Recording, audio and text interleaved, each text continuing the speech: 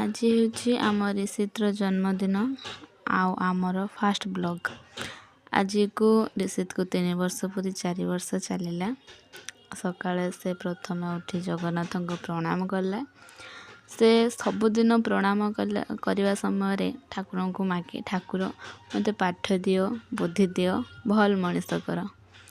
तापर चलला से फूल तलिया से कौ फूल तलुची टे देख मु फूल तलिया डला आनी नथिली सेतेपाई ताको पठेइतली डला आनिया से डला नहीं आसुछि। आसिया समय चप्पल आनिया भूली जाइतिला आउ थरे जाई चप्पल नहीं आसुछि। तार ए टिकी निकी काम देखी बहुत खुशी लगे आउ तार सबु काम रे आग्रह भी बहुत अच्छी। से काम जोटा तमे दब से पारू कि न पारू किंतु करिया पई केबे मना करेनी। से आसीवा सहित ता सांग को मध्य नहीं चली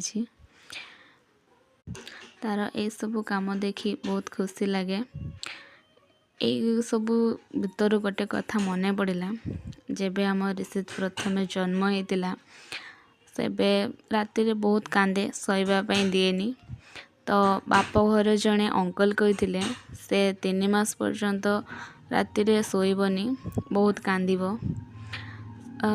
3 मास जाई 3 वर्ष हो गला लगुच जमी समय बहुत शीघ्र चली तरे समस्ते कहती समय क्या अपेक्षा करेनी समय सहित आमको ताल देवाई पड़ी थाए।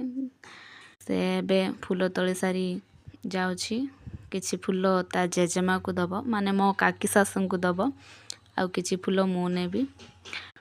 फूल तली सारी ताको गाधे सारिकी मंदिर नहीं गली प्रणाम करने मंदिर आसिकी से जेजे फोटो तले प्रणाम करछि। जेहेतु आमर वर्षिका जाई नाही सेथिपाई कौन से आयोजन हेई नाही।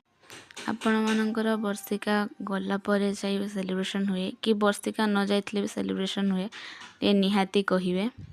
एठी मु ताको आनिथिली तार किछि फोटो उठेया पई तार बदमाशी आपण देखि पारुथिबे। एथिपाई एतिकी रोची। जय जगन्नाथ।